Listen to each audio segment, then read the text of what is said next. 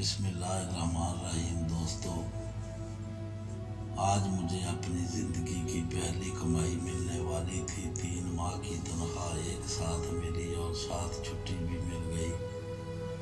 گھر پہنچا تو عید کا سماں تھا۔ ماں باپ بہن بھائی سب بہت خوش ہوئے تھے۔ میں نے ساری رقم والدہ کے ہاتھ پر رکھ دی۔ والدہ نے رقم کا تیسرا حصہ راہ خدا میں خرچ کرنے کی نیت سے علیحدہ کیا اور کہا کہ اس رقم سے ایک بیوہ عورت کے گھر راشن خرید کر پہنچا دینا جو دور کے ایک محلے میں رہتی تھی۔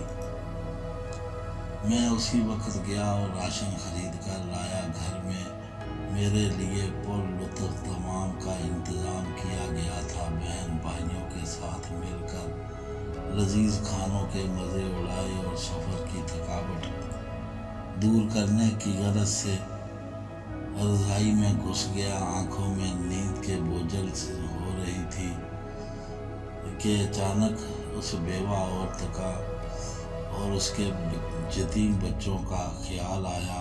ارادہ کیا کہ ابھی جاؤں اور سامان پہنچا دوں۔ وہ طبیعت میں سستی سی تھی، سوچا کل پہنچا دوں گا، لیکن بعد میں خیال آیا میں تو پھر پرتکلف کھانے کے مزے لے چکا ہوں اور بچے بھوکے نہ ہوں۔ اسی وقت لحاف سے نکلا، ایک چادر اوڑھی، تھیلا کاندھے پر رکھا اور اس کے گھر کی طرف نکل پڑا۔ شدید سردی تھی، دھند بھی بہت زیادہ تھی اور بھاری تھیلا اٹھانے میں بھی کچھ وقت دقت ہو رہی تھی۔ ایک دور محلے میں اس عورت کا گھر تھا۔ اس کا شوہر مزدور تھا، مزدوری کرتا تھا اور 4 بچے تھے۔ ایک ناگہانی حادثے میں شوہر کی موت ہو گئی اور اب اس یتیم بچوں پر دستے شفقت رکھنے والا کوئی نہ تھا۔ قسمت بھی بہت ستم ظریف ہے، کبھی ایسے لوگوں کو لپیٹ میں لے لیتی ہے جن کا خدا کے سوا کوئی نہیں ہوتا۔ خیالات کا ایک سمندر لیے اس بیوہ عورت کے گھر سے باہر پہنچا۔ گھر کیا تھا بلکہ ایک خوابہ تھا۔ ایک کمرہ، چھوٹا سا صحن اور ایک خمیدہ سی چار دیواری تھی۔ دروازہ کھٹکھٹایا تو ایک 5 سالہ بچی باہر آئی جس کے چہرے پر پریشانی، خوف اور بھوک نمایاں تھی۔ میں اس کے چہرے کو تکتے جا رہا تھا اور دل ہی دل میں دعا کر رہا تھا کہ خدایا کسی بچے پر ایسا وقت نہ لائے۔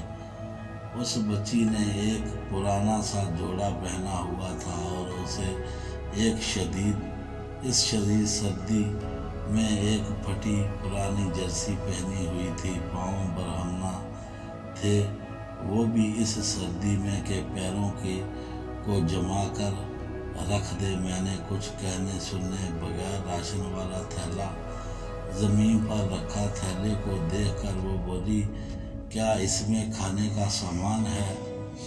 یہ سننا تھا کہ میں حیران ہو گیا۔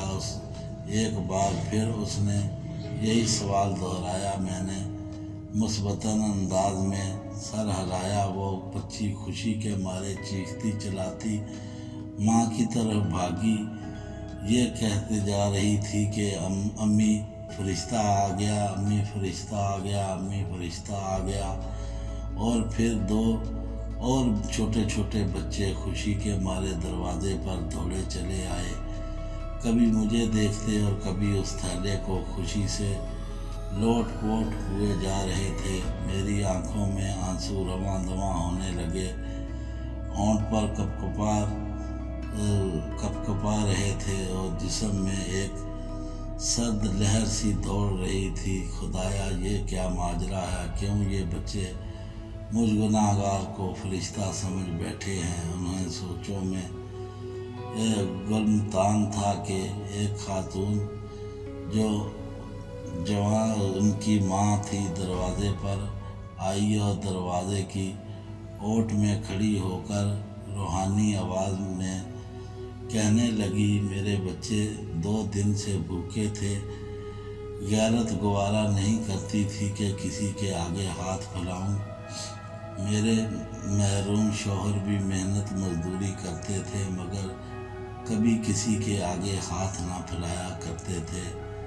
इनके चले जाने के बाद उनको देखभाल करने वाला कोई नहीं। रिश्तेदारों ने भी हाथ खींच लिया है और मोहल्ले वाले भी मदद नहीं करते, मगर कभी कभार आप जैसे नेक दिल लोग मदद कर देते हैं। और मैं 2 दिन से बच्चों को ये कहकर बहला रही थी कि एक फरिश्ता आएगा और हमारे लिए खाने लेकर आएगा, इसीलिए ये आपको फरिश्ता समझ बैठे हैं। इस औरत ने अल्लाह ताला के हुजूर शुक्राने के चंद कलमात अदा किए, मुझे ढेर सारी दुआएं दी और शुक्रिया अदा किया। मैं वहाँ से वापस हो लिया। आंसू रुकने का नाम नहीं ले रहे थे। ज़िंदगी में कभी खुद को इतना पुरसकून महसूस नहीं किया जितना आज कर रहा था, और अंदाज़ा लगाया कि एक बेबस इंसान की मदद करने में जो रूहानी सुकून मिलता है वो किसी और काम में नहीं।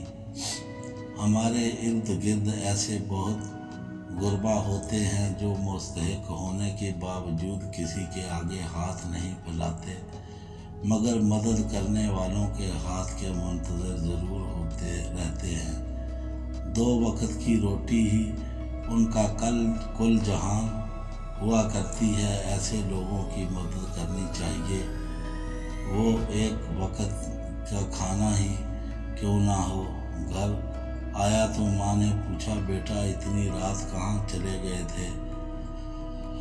बिना बताए मैंने साख्ता होकर बोला, फरिश्ता बनने गया था। हमारी वीडियो पसंद आए तो दोस्तों हमारे चैनल को सब्सक्राइब करें और बेल आइकन का बटन ज़रूर दबाएं ताकि आने वाली वीडियो हमारी आप तक जल्दी पहुंच सके। हमें दुआओं में याद रखें। अल्लाह हाफिज़।